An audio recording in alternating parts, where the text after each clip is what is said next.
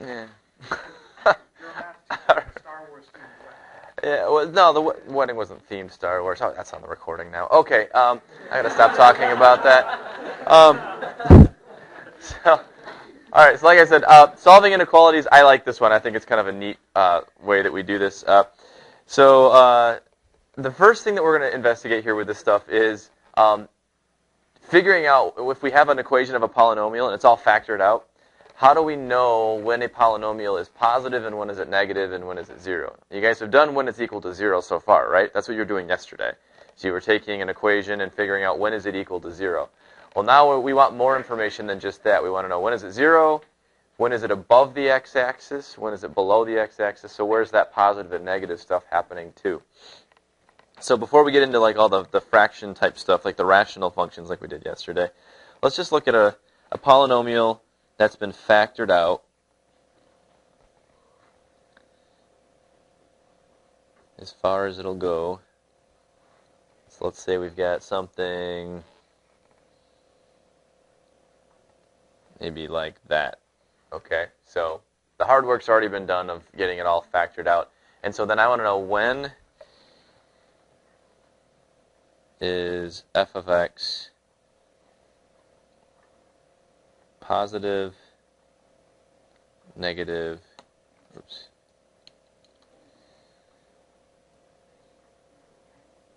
and 0.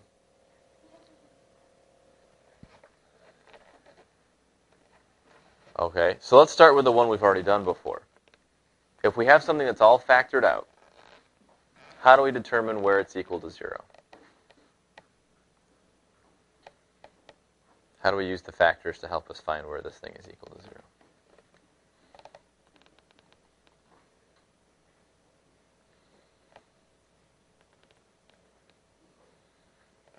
Okay, I'll help you out a little bit. Oh, go ahead. Yeah, so we use the fact that if any one of these factors is equal to 0, that makes the whole thing 0, right? So what number makes x minus 3 equal to 0? 3. So we'll start writing these down to get started. So our zeros are at 3. What makes x squared plus 1 0? Kind of a trick question. Nothing. Yeah, if you try and set this equal to 0 and solve, you're going to get imaginary solutions. Nothing works. So nothing there. What about this one? 2. So we have zeros at 3 and at 2. Okay? So if the zeros happen at 3 and 2, that means that those are the only places where this function could potentially switch from being positive to negative or vice versa. Does that make sense? Because it would have to go through the x-axis or back up in some way. So these are kind of like our turnaround spots, or at least they are potential turnaround spots where maybe it's going to go from positive to negative or from negative to positive. So do kind of a little visual here. So you make a number line and just make sure that these zeros are accounted for on there. So 2 and 3. So these are going to be where those zeros are. And then we're going to test in between. So if we pick some number less than 2, okay, everything less than 2 is either going to be all positive or all negative. Does that make sense? It can't swap anywhere in there. Otherwise, there'd be another x-intercept back over there somewhere, right? So it's either an entirely positive interval down there or an entirely negative interval down there. So if we pick any number that we want, less than 2, that's going to tell the story for us. So what's a nice, easy to work with number that's less than 2 that we could use? -37. Shut up, not negative 37. No, I like 0. Let's try 0. So we've got 3 factors here that are all multiplied together. So I'm going to just do with 3 little parentheses here. And then I'm going to indicate whether it's positive or negative with a little plus or a little minus for each one. So if I plug a 0 into the first factor, does that come out positive or negative? Negative, okay. So that's negative. The next one, if I plug a 0 in there, what do I get? Positive. And if I plug a 0 in here? Negative, but It's squared, so it makes it positive, right? Okay, so in that interval, no matter what other number I could have picked, I'd get this same exact pattern. The last one's always going to be negative, the middle one's always going to be positive, and the last one's always going to be positive, as long as it's a number less than 2. So what's a negative times a positive times a positive? Negative. So we know that that entire interval is negative. All right, and then we hop into the next little interval here and just repeat the process. Okay, so picking a number between 2 and 3, okay, maybe 2.5. Let's try that, okay? You can do this still in your head, I bet. If I plug a 2.5 into the first negative, into this one, positive, and into this one, also positive, yeah. So in this interval, I've got a negative times a positive times a positive, negative. Some of you are probably like, wait a second, shouldn't that have switched? Not necessarily. All right, we'll sketch a graph of this thing after we're done, and I'll show you. All right, so the last interval, anything as long as it's bigger than a 3, we're going to do the same little game. So first factor, what do we get? Positive. Second one, positive. Last one, positive. So positive times a positive times a positive. So that's a positive interval. Okay, so what's really happening here? The function is negative, then it has a 0 at 2, then it's negative again, then it has a 0 at 3, and then it's positive. So what does that look like? Well, it's going to be something kind of like this, if this is 2 and this is 3. So it's going to be negative, it's going to come up, have a 0 at 2, come back down, and then come up through 3, and then it's positive. Something like that. Okay? So those intervals still match, right? When it's less than 2, it's negative. Between 2 and 3, it's negative. Bigger than 3, it's positive. And it's still got those 2 zeros. Okay? So, in answering this question then,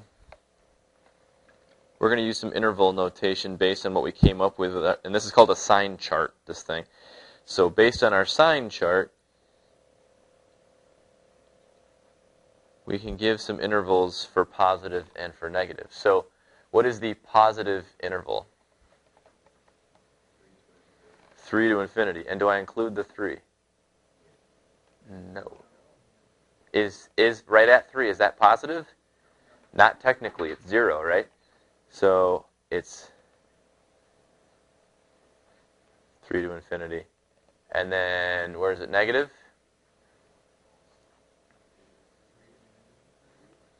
Well, we got to make sure it goes the right way, though. So it starts at negative infinity. All right, so the lower number comes first. Now, technically, I can't go all the way to 3. Yeah, I got to do it this way. It doesn't include 2 because it's 0. Exactly.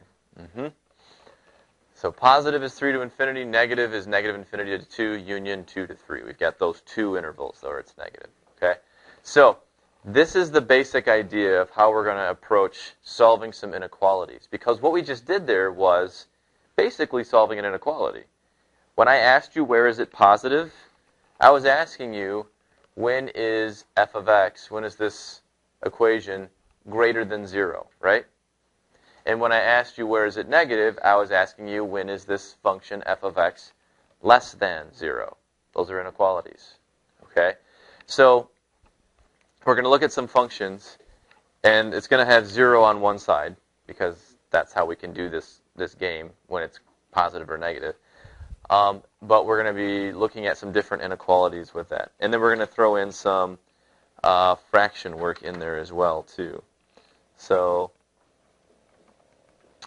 let's try another one here, and we'll see how things change. So let's do, I want to solve the following inequality. How about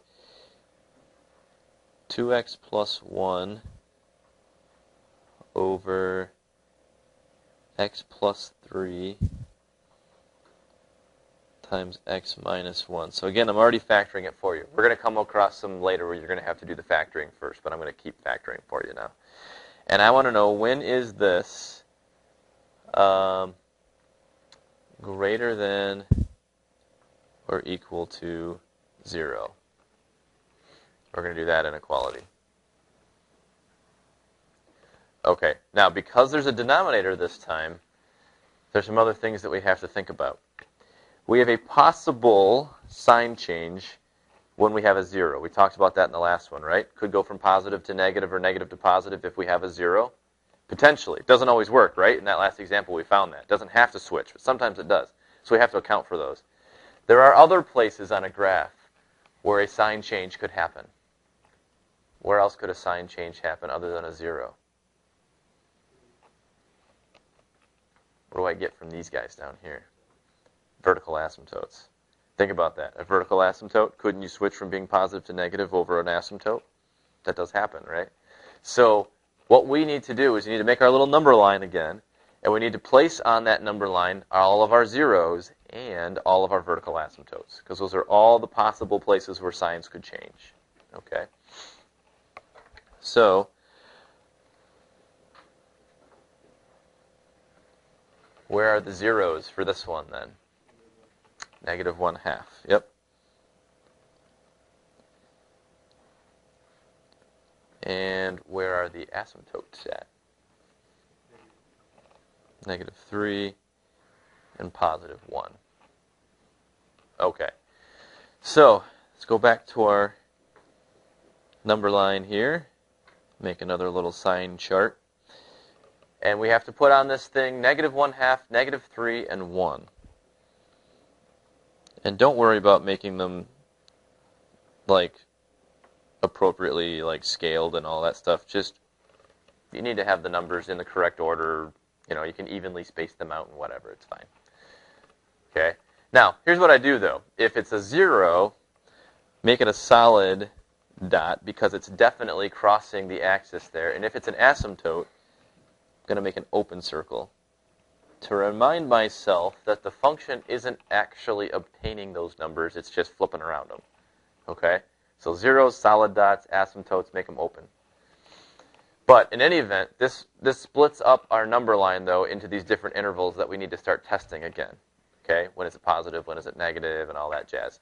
So we need to pick a number less than negative 3. So just find your favorite number less than negative 3. And go for it. So now in this sign chart, though, it's going to be a number divided by a number times a number. So for each one of these that we do, we're going to plug in like that with our sign chart. Okay? So if it's a number less than negative 3, 2x plus 1, does that come out negative or positive? Negative. What about x plus 3? Still negative, yep. And what about x minus 1? Negative. Okay, so if I take a negative number and I divide it by a negative times a negative, it would still be negative overall, right? Mm-hmm. Okay. So now, between negative 3 and negative 1/2, maybe like negative 1 or something would be the easiest, I think. You can do that same thing. So a number divided by a number times a number. Okay, so 2x plus 1. If I'm in between here, am I negative or positive on that one? That's negative. X plus 3. Now that's positive, yep. And x minus 1. Negative. So this interval is going to be negative. No. Positive, right? Negative divided by a positive times a negative. This would be negative down here, so negative divided by negative is positive.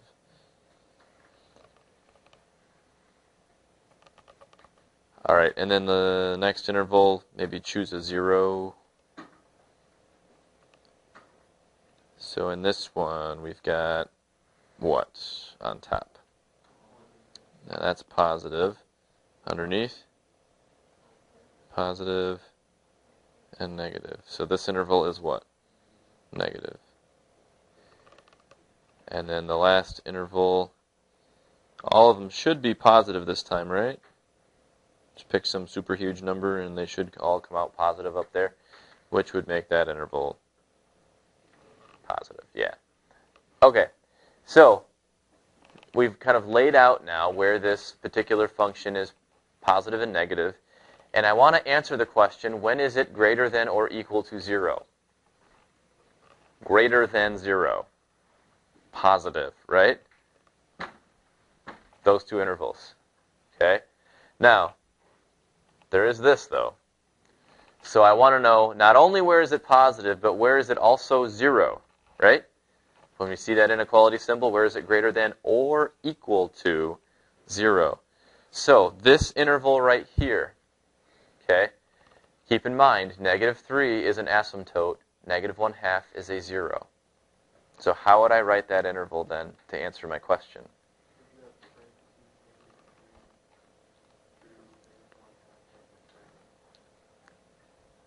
Yep. I can't include the negative 3 no matter what because it's an asymptote. Okay? It's not where it's equal to 0. It's just an asymptote. That negative 1/2 is a 0, though, so I do want to include that because I wanted to know where is it greater than or equal to 0. And then I got this other interval over here, but again, 1 is an asymptote, right? So what's that interval? Yeah, don't include the 1 up to infinity. And then do our little union in between those like we've always done. And that would be your answer for that particular problem then. Those two intervals, negative 3 to negative 1/2, including the negative 1/2, and then 1 to infinity, not including the 1. Those two intervals are where this is greater than or equal to 0. All right, I'm going to give you guys another one here to try. I'll leave this one factored again.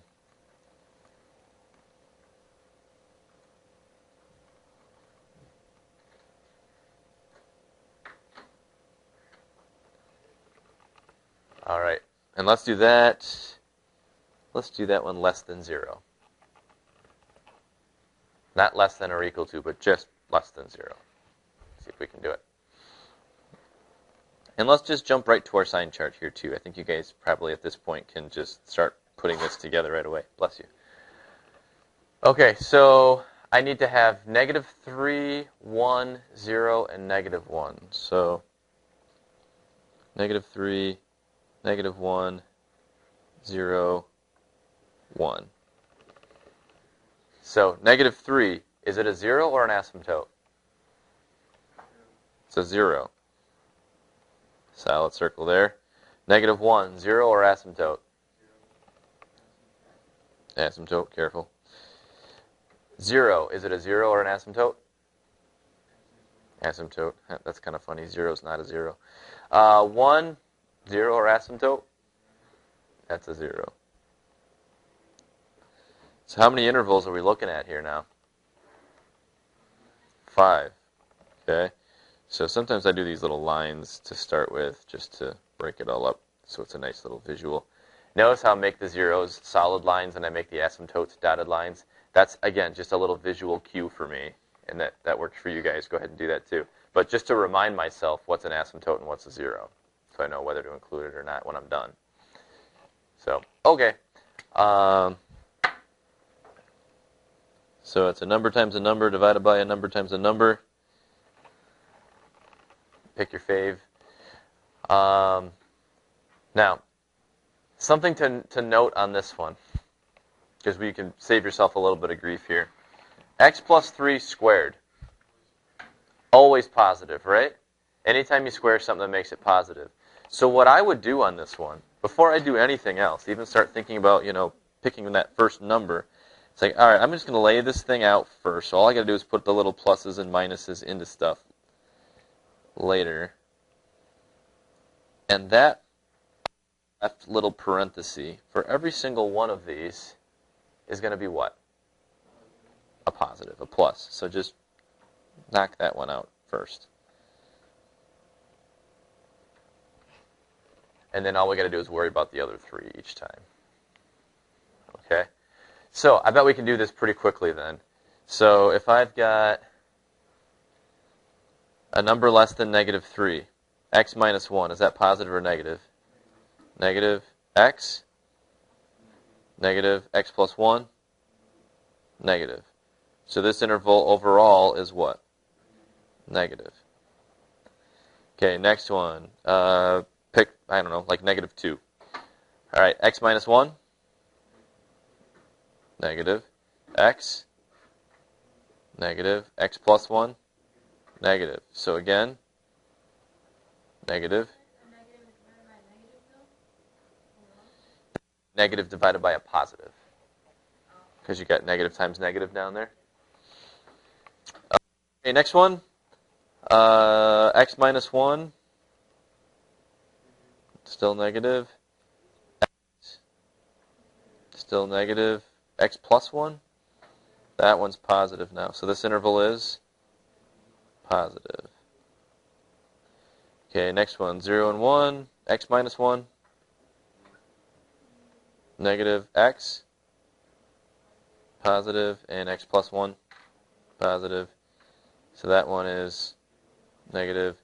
And this last one, everything's plus.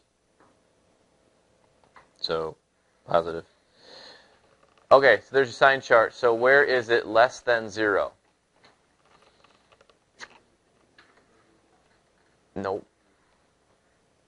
It's not negative 3 to negative 1 to start with.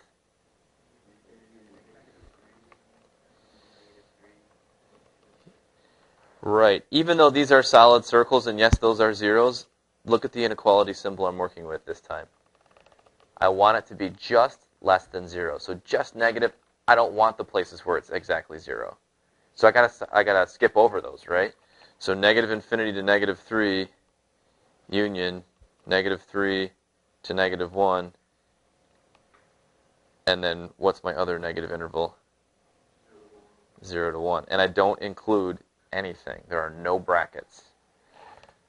So in general, when you have an inequality symbol that doesn't have the or equal to little part on it, there should be no brackets anywhere. It should be all parentheses because you don't include the zeros or the asymptotes, any of them.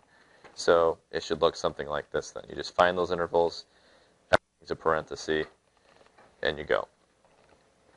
Okay. I'm going to have you guys work through one more of these, and then I think we'll be good. Okay?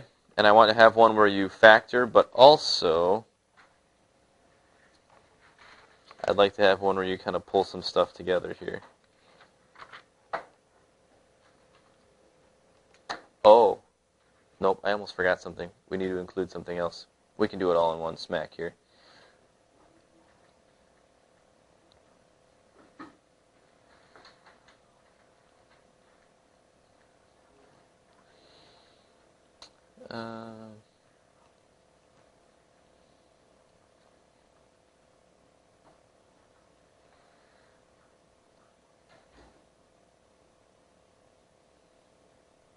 Oh, no, don't do that. Sorry. Let's do that. And let's do greater than or equal to 0 for this one. Okay, I did kind of a tricky thing. What did I do? I put a square root in there. Nope. We actually don't need to even worry about it. We can just leave it. It's not really going to affect your sign chart because of the fact that this is still just a multiplication of two factors, really, right? X and square root of x plus 2. So we just treat the square root of x plus 2 like another thing I'm going to plug into and check, and it doesn't change anything. It's just make sure you do the square root when you check it. The other thing that I did this time, like I said, I wanted you to do a little factoring as part of the process because you might have to do that too. So we're going to have to rewrite this one time just to make sure we've got all our bases covered. And this denominator can factor, right? What does that factor into? So x times the square root of x plus 2, and it should be x plus 5 and x plus 1.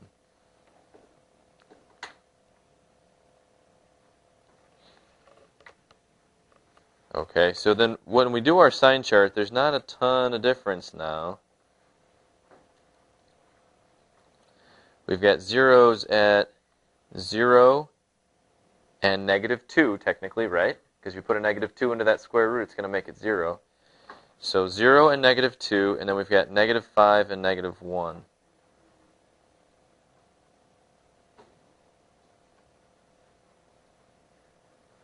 So we got to have all of those accounted for on our sign chart then. Okay, so -5 is an asymptote. -2 is a 0. -1 is an asymptote. And 0 is a 0.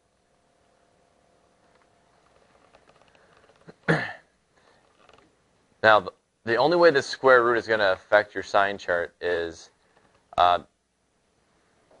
just think about this for a second. A square root. Can the result of a square root ever be negative? It's always a positive number, right? So again, just like before where we had the little factor that was squared, you can just knock that part out right away. That position in your sign chart every single time should be positive. Okay? You're also going to see some problems that have absolute value mixed in. Same thing, right? An absolute value is always what? Positive. So just make the absolute value little piece every single time positive. Okay? So it doesn't really change anything other than that. Okay? So I'm just going to set these up real fast, and then we'll just plug them in real quick. Because I want to move on.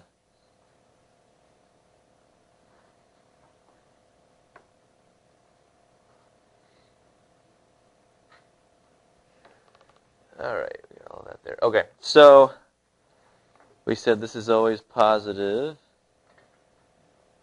So put little pluses on all of those.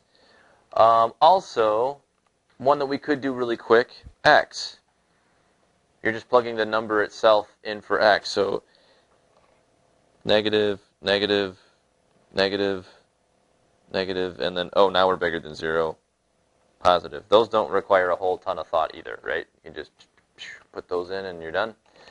Then we just got to look at the denominator and think a little bit about those. So x plus 5, this is going to be negative, but then as soon as we're over -5, every one of those should be positive. So these are all going to be plus signs across here.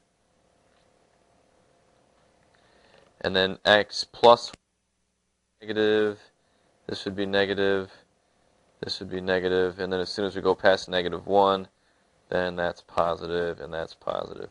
So once you kind of catch on to the patterns here, these can go pretty quick. I don't know if all you guys were with me that time as I was flying through those, but you know, you will after you do enough of these things. All right. 3 negatives and a positive, so that's going to be negative. Next interval, I've got 2 positives and 2 negatives, so that's going to be positive. Next one, 2 positives, 2 negatives, so positive again. Next one, 3 positives and a negative, that makes negative. And then all 4 positive, that makes positive. So where is it greater than or equal to 0? So where is the first interval? Nope. There you go. Yeah, a little bit of a trick question there. Because yeah, you have the 0 in the middle, but there's 2 plus intervals next to each other. So this one, it is okay to put them together because you've got everything you want inside of there. So yeah, that first interval, -5 all the way up to -1, but don't include either the -5 or the -1, right? Because those are asymptotes, and we can't because they're not actually equal to 0. And then what's the other interval? 0 to infinity. Do I include the 0? Yes, I do this time.